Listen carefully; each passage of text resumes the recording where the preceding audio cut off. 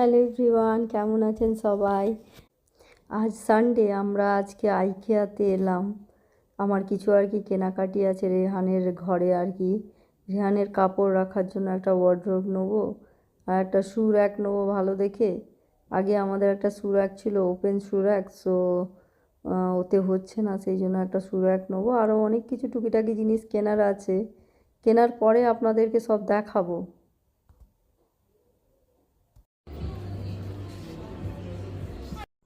কালকে আমি আইকিয়া গেছিলাম, তো আইকিয়া থেকে অনেক জিনিস কিনলাম। এই নুন রাখার জন্য এই জারটা কিনেছি নুন রাখার জন্য, আর মশলা রাখার জন্য এইরকম গ্লাসের আর কি বটলগুলো কিনেছি। মশলা রাখার আছে ছোট ছোট, বাট উঠতে হয় না ঠিকঠাক। চা করার জন্য এই প্যানটা কিনেছি, আর হচ্ছে যে এই কড়াটা কিনেছি,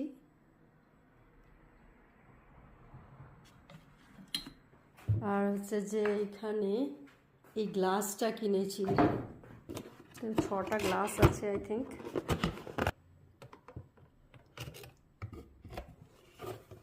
আর হচ্ছে যে এই গাছটা কিনলাম, এটা ন্যাচারাল আছে, আর্টিফিশিয়াল না, তো এটা কিনেছি।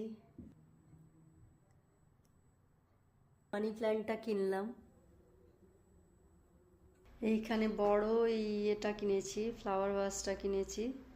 তো এটা অনেক ছোট ছোট ফ্লাওয়ারও কিনেছি তার সাথে, এটা আর্টিফিশিয়াল আছে।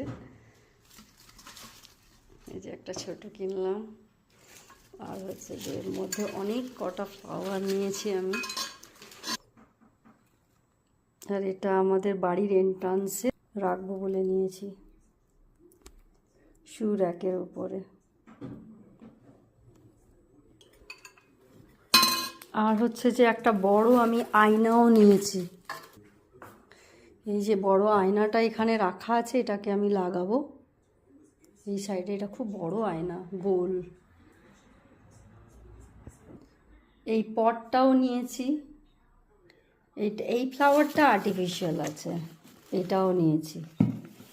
বাট এটা অরিজিনাল আছে, এটা অরিজিনাল আছে। সো আর হচ্ছে যে কিছু অর্ডার দিয়ে এসছি। রেহানের একটা ছোট্ট ওই আর কি কাপড় রাখার জন্য নিয়েছি, আর হচ্ছে যে একটা ভালো শু র্যাক নিয়েছি। আমাদের শু র্যাকটা ছিল খোলা ছিল, বাট ওটা আমার পছন্দ ছিল না, সেই জন্য একটা শু র্যাকও নিলাম। তারপরে এই মুড়ি রাখার জন্য একটা কৌটো নিয়েছি। মুড়ি বা স্প্যাগেটি রাখবো, লম্বা লম্বা স্প্যাগেটি এর মধ্যে থাকবে। রেহান তো স্প্যাগেটি খেতে ভালোবাসে। আর এটা হচ্ছে যে চানাচুর রাখার জন্য এই এই কৌটোটা নিয়েছি। আপনারা তো জানেন আমি একটা রোবো কিনেছিলাম। এই রোবোটা আমার আর কি ঝাঁটা দিয়ে দেয়, আর হচ্ছে যে মপিংও করে দিত, বাট মপিংটা খুব একটা সুবিধের নয়। সেই জন্য হচ্ছে যে আমি আমার ঘর একটু ভালো করে পরিষ্কার না হলে আমার ভাল লাগে না। সেই জন্য আমি একটা কিনেছি, এইটা কিনেছি কন্টিনেন্ট থেকে মপিং করার জন্য। তো এর দুটো কম্পার্টমেন্ট আছে। একটা কম্পার্টমেন্টে হচ্ছে যে জল রাখা হবে, যেখানে হচ্ছে যে মপিং করার পর ময়লাগুলো ক্লিন করা হবে। আর একটা কম্পার্টমেন্টে হচ্ছে যে ওই জলটাকে আর কি বের করার জন্য, যাতে আমি পরে আবার মপিং করতে পারি, সেই জন্য আর কি এটা রাখা আছে। তো এটা রোটেট করলে ওই জলগুলো সব এই মপ থেকে বেরিয়ে যায়, এই মপ থেকে। তো এখানে আমি দুটো কম্পার্টমেন্টকে খুলেছি। এই যে দেখুন, এটা একটা কম্পার্টমেন্ট আর এটা আরেকটা কম্পার্টমেন্ট। তো এটাকে হচ্ছে যে লাগিয়ে দিচ্ছি এখন। এই কম্পার্টমেন্ট লাগানো হয়ে গেল। তারপরে হচ্ছে যে এই যে আমি এটাকে হচ্ছে যে ফিক্সড করেছি। হ্যাঁ, এখন এতে আমি জল নিয়েছি। এই জলে কি হবে, ধরুন আমি মপিং করে নিয়েছি একটা রাউন্ড, তারপরে আমি ময়লাটাকে ক্লিন করার জন্য এই জলে ডোবালাম। তারপরে কি করলাম, আমি জল থেকে এইখানে আনলাম। তো এইটাকে এরকম করে পুশ করলে এটা জলটা ওর থেকে বেরিয়ে আসবে, একটু আর কি হাফ ড্রাইয়ের মতো হয়ে যাবে। আবার আমি এটাকে করে নিতে পারি, আবার আমি এটা মপিংয়ের জন্য ইউজ করতে পারি। সো এইভাবে আর কি ক্লিন করতে পারি। বেশ ভালো লাগলো। এই সিস্টেমে তো অনেকেই করে, কিন্তু আমি এই ফার্স্ট টাইম এটা কিনলাম এখানে। তো ওইদিকে আপনি ময়লাটা ক্লিন করে এদিকে ড্রাই করে নেবেন। ড্রাই করে নিলে তাহলে ইজিলি আপনাকে হাত লাগাতে হবে না।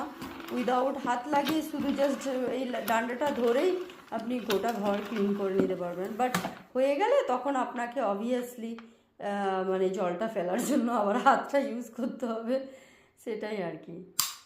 যাই হোক, এটা দিয়ে আমি এখন ক্লিন করব। আই হোপ এটা আমার অনেক হেল্প করবে। এই তো সুন্দরভাবে এটা দেখুন মোছা হয়ে যাচ্ছে চারিদিকটা।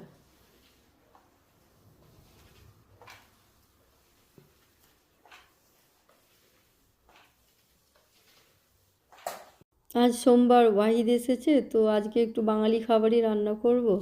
তো ফুলকপি আলু আর কড়াইশুঁটি দিয়ে কালো জিরা আর কাঁচা লঙ্কা দিয়ে রান্না করব, মানে ভাজা ভাজা করব। আর এখানে বাংলাদেশি মার্কেট থেকে ইলিশ মাছ পেয়েছি। ইলিশ মাছটা খুব ভালো আর কি, মানে অনেক দিন পরে এত ভালো ইলিশ মাছ খেলাম। তো আগেও রান্না করেছি, আজকে একটু ভাজা করব আর কি। তো এইটা আর ডাল বানাবো, আর দেখি কি করা যায়। এই করে আজকে একটু রান্না করে নেবো আর কি। কড়াইশুঁটিটা অ্যাড করে দিলাম, একটু লাল লাল হয়ে গেলেই তুলে নেবো। অলরেডি লাল হতে শুরু করে দিয়েছে। ইলিশ মাছটা ধুয়েছি পুরো যেন একদম পুরো মানে এতে এত তেল আছে যে পুরো সাদা দেখাচ্ছে পুরো ইলিশ মাছটা। কাল তো খেয়েছি, প্রচুর টেস্টি ছিল ইলিশ মাছটা, একদম পুরো মনে হয় পদ্মার ইলিশ। আমার ফুলকপি আলু আর কড়াইশুঁটি ভাজা হয়ে গেল। এবার আমি মাছটা ভাজার জন্য কড়াটা বসিয়েছি। এখানে আমি ডাল বয়েল করতে দিয়েছি, মুগ ডাল আর মসুর ডাল দুটো মিক্সড করে বয়েল করছি। টমেটো দিয়েছি, এরপরে আমি এটাকে বাগার দেবো। এই যে এটা ভেজেছি, রসুন পেঁয়াজ আর শুকনো লঙ্কা, এটা এখন ডালে মিক্সড করে দিচ্ছি। আমার ডাল রেডি হয়ে গেল। নুন দিয়ে দিয়েছি পরিমাণ মতো। ইলিশ মাছটায় অল্প তেল দিয়েছিলাম, বাট অনেক তেল বেরিয়েছে। এখনও তো উল্টায়নি, এক পিঠেই এত তেল বেরিয়েছে।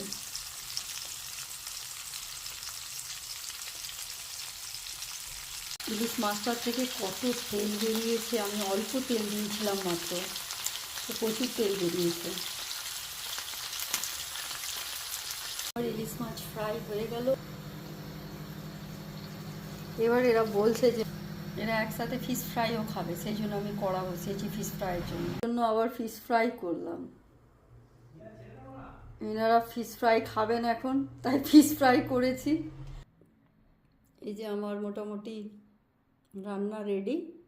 ভাত আর ডালটা দেবো। এখানে ডালও হয়ে গেছে। এনাদের পছন্দের পাঁপড় ভাজাও বানিয়ে ফেললাম। এই যে সব খাবার মোটামুটি বেড়ে ফেললাম এখানে। দেখি এনারা খাওয়া দাওয়ার পরে কি বলেন আমাকে। দারুণ হয়েছে, দারুণ দারুণ। দারুণ অসাধারণ। ইয়ার জলটা পানিটা নিয়েছো বেটা? না খেয়েই একজন অসাধারণ বলে দিচ্ছে। পানি নিয়েছো, পানি নিয়েছো। আমরা এখন খাচ্ছি। আপনারা সবাই ভালো থাকবেন, আবার দেখা হবে পরের ব্লগে। এখন আপাতত ভিডিওটা এখানেই রাখলাম।